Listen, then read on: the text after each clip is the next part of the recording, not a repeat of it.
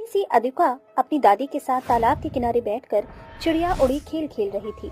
मोर उड़ा उड़ा, परी उड़ी उड़ी, कपड़े उड़े उड़ जा। तभी अदिका की नजर बतख पर पड़ती है जो मगरमच्छ का शिकार होने वाली थी और अद्विका चिल्ला कर कहती है, अरे बतख उड़। ये क्या बोल रही हो बिटिया, मुझे बोलना है, तुम्हें नहीं। अरे नहीं दादी, वो छोटी सी बतख उस मगरमच्छ का शिकार होने वाली है, उसकी ओर बढ़ रहा है वो, मुझे बचाना होगा।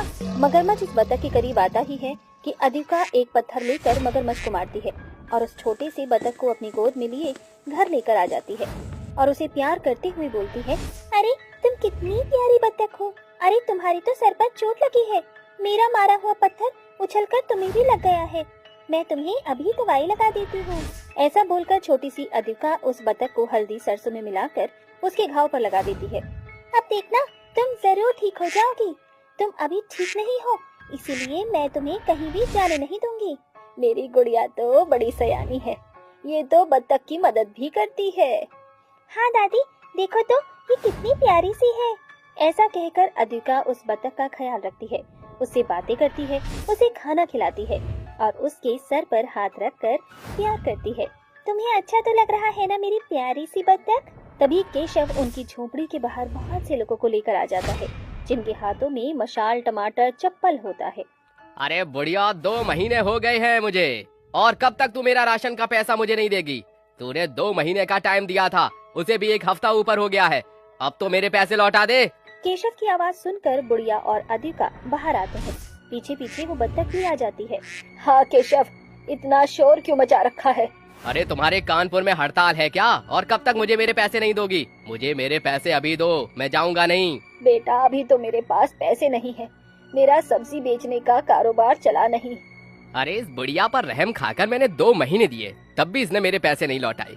गांव वालों, इस पर इतने टमाटर, जूते, चप्पल, अंडे फेंको कि ये मेरे पैसे देने पर मजबूर हो जाए।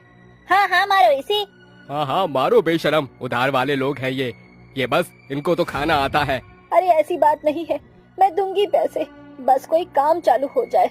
उसकी कोई बात नहीं सुनता और उस पर चप्पल, जूते, टमाटर, अंडे वगैरह सब फेंकने लगते हैं, जिससे शांति को लगने लगती है और वो कहती है, मत मारो, मुझे लग रही है। बेटा बेटा बेटा तू अंदर जा। नहीं दादी, नहीं, मैं नहीं जाऊंगी। ये कहने के बाद अदिका भी नहीं जाती। ये सब होता हुआ देख बतख कहती है, हे भगवान, ये लड़की बहुत अच्छी है, इसने मेरी जान बचाई, दादी ने भी मेरा ख्याल रखा है, मैं इनके साथ ये सब होता हुआ नहीं देख सकती। काश मैं कोई जादू बतख होती तो इनका ख्याल रख पाती।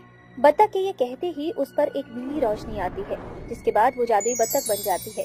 वहीं लोगों की मार से शांति अंदर जाकर दरवाजा बंद कर लेती है।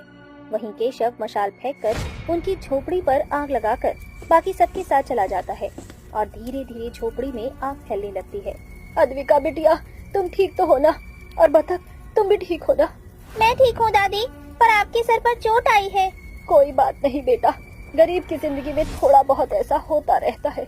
अरे ये क्या, झोपड़ी में धुआं भर रहा है, लगता है किसी ने बाहर से आग लगा दी है, हमें यहाँ से निकलना होगा। अद्विका बतख को गोद में ले लेती है और शांति उसका हाथ पकड़कर बाहर जाने की कोशिश करती है तो लकड़ी की अलमारी गिर पड़ती है।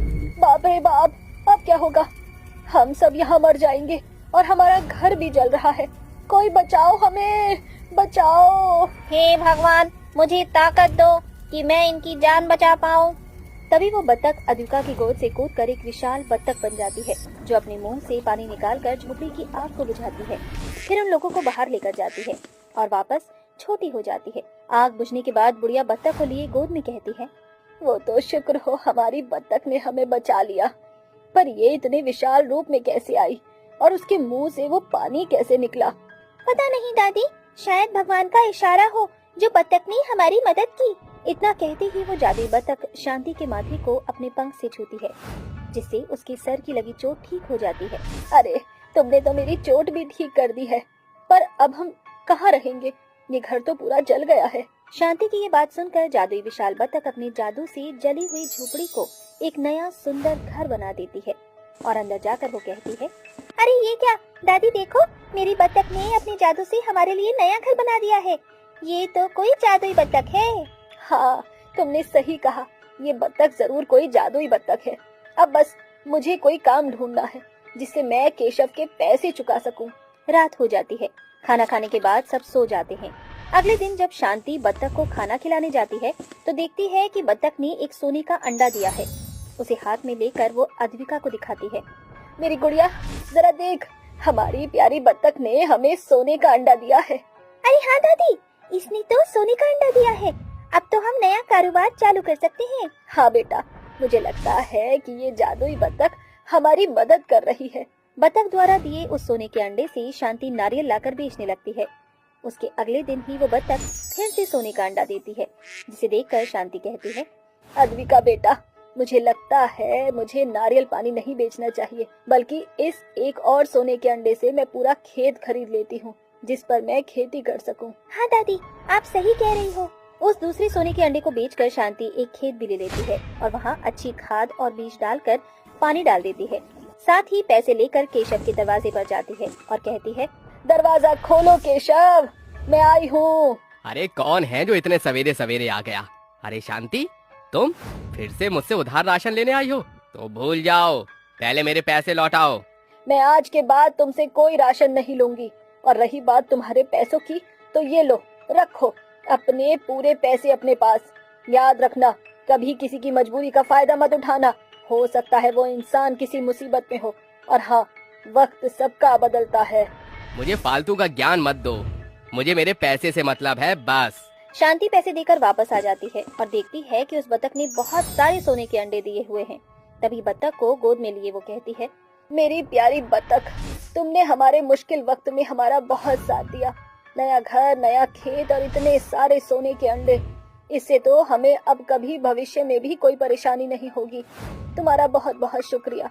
अब तो मैं अपनी अद्विका को स्कूल भी भेजा करूंगी। इसमें शुक्रिया करने वाली कोई बात नहीं है दादी।